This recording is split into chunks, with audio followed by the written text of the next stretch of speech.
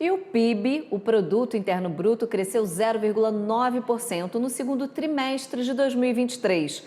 Mas como esse crescimento impacta nos investimentos? Esse é o tema da coluna Como Investir de hoje, com o Tiago Godoy. Boa noite, Tiago. Tudo bem?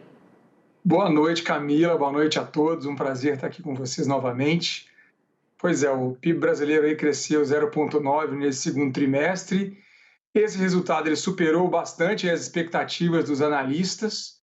Então temos boas notícias e esse crescimento ele foi impulsionado aí principalmente pelo desempenho dos setores de commodities, principalmente aí na agropecuária e na indústria extrativista. Importante notar que a economia brasileira ela já se recuperou aí da forte contração que foi causada pela pandemia de Covid-19. Então, o PIB do Brasil já está aí cerca de 6,5% acima do nível pré-pandemia, tá? E aí a gente tem três setores aí, né, da economia, do lado da oferta, na produção, que registraram um crescimento aí acentuado nesse período analisado. Primeiro, a produção industrial cresceu 0,9, impulsionado pela indústria extrativista, né? Produção manufatureira e de construção civil também registraram um crescimento mais modesto, tá? O setor de serviços cresceu 0,6% e marca aí a 12ª alta consecutiva. Então, resultados positivos nesse setor, né, em todas as categorias. O agropecuário, ele teve uma queda de 0,9 no segundo trimestre, só que a gente não pode esquecer que ele tinha registrado um grande aumento, impressionante aumento de 17% em relação ao mesmo período do ano anterior. Então, essa queda aí no setor agropecuário, ela vai se dever principalmente à base de comparação, porque o crescimento anterior foi muito alto, então foi extraordinário no primeiro trimestre, então a gente tem essa diferença para o segundo, tá? Mas mesmo com essa queda no segundo trimestre, Camila e pessoal, a produção agrícola ela continuou sendo a principal, né, o principal vetor, o principal motor de crescimento econômico do nosso país, tá? Então a gente tem safras recordes, né, em várias regiões do país. Então, isso impulsiona, o agronegócio é uma potência, então a gente pode ficar tranquilo em relação a isso. Agora, em relação ao consumo das famílias, tá? O consumo das famílias está também entre os principais motores do crescimento aí desse PIB no segundo trimestre de 2023. Teve um aumento da renda real da população, tá? Que é decorrente da própria inflação que caiu. Então, a queda da inflação, né, a gente sabe que a queda da inflação estimula, né, o aumento da renda, então estimula o consumo das famílias. Então, muito positivo. Agora, em relação ao futuro, né, falando de perspectivas futuras aí, a projeção dos analistas do mercado é que o PIB do Brasil vai crescer aí por volta de 3% nesse ano de 2023, tá? A gente teve uma desaceleração em alguns setores, indústria, comércio, né, que tem sido aí resultado desse aperto econômico, com os juros que estão altos, né, já estão altos há bastante tempo. Teve uma queda agora, né, de 13,75 para 13,25, mas ainda assim a gente considera essa uma taxa alta.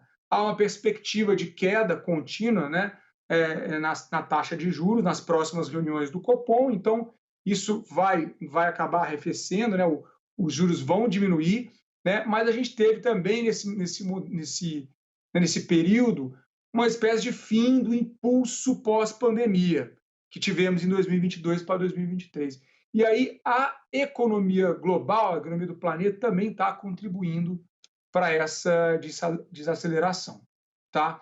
Bom, para fechar aqui, né, que a gente fala de investimentos, então como é que é o impacto, né, nos investimentos? Qual que é o ponto aqui, pessoal? Embora esse resultado do PIB é um indicador importante, é um indicador positivo, embora isso, né, esteja acontecendo, nos investimentos a gente não tem que mudar, não tem grandes mudanças na estratégia de investimentos. As principais recomendações continuam sendo, tanto para pessoa física quanto para pessoa jurídica, né, o empresário, aí, o empreendedor, mas também no lado da pessoa física, as recomendações são as mesmas. Manter uma reserva de emergência para imprevistos, né, investimentos com liquidez, que você possa retirar caso tenha algum imprevisto na sua empresa, na sua vida pessoal. Então, construir uma reserva de emergência, manter uma reserva de emergência, nunca vai sair da nossa indicação, né? Considerar principalmente os objetivos de investimento que você tem, seja para a sua vida pessoal ou para a sua empresa. Importante você entender essa dinâmica, né? Dos vencimentos, dos investimentos, quando você vai precisar do dinheiro, porque isso vai afetar o tipo de investimento que você vai ter que escolher, isso vai afetar a rentabilidade que você vai ter, né, no investimento. Então, é importante entender os objetivos e sempre, regra geral, sempre diversificar os investimentos entre diferentes ativos e até, se possível, entre diferentes países, né? Investir internacionalmente, para quem está começando, talvez seja aí né, falar disso seja até um desafio, mas é mais fácil do que você pensa, tá? Então, a gente fala sempre na diversificação, em prazos, em diferentes tipos de objetivo, porque isso são regras que não vão perder, né, não vão sair de moda, sempre vão ser indicadas para o investidor, tá? Os rumos da economia, obviamente, são essenciais para o desempenho do mercado financeiro, para os investimentos, né? Na ausência aí de grandes surpresas, o resultado do PIB geralmente vai confirmar as expectativas econômicas existentes. Tá? Então, é claro que a gente tem diferentes ciclos. Hoje a gente vê que a Bolsa, por exemplo, a Bolsa de Valores, está sendo considerada barata, né? Então, está atrativa para o investidor. Quando tem um ciclo de queda de juros, né, como agora, a gente está caindo de 13,75 para 13,25, provavelmente vai cair mais, né, durante o ano ainda. Então, nesses ciclos de queda de juros, a tendência é que a Bolsa de Valores tenha uma valorização.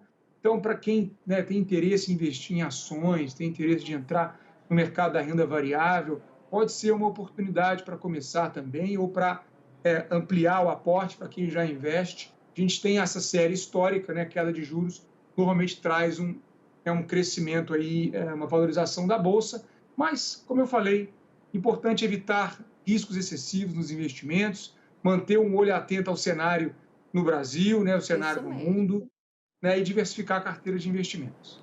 Muito bom. Obrigada, Thiago Godoy, pelas dicas. Eu que agradeço, Camila. Até a próxima. Obrigado, boa noite. Até a próxima.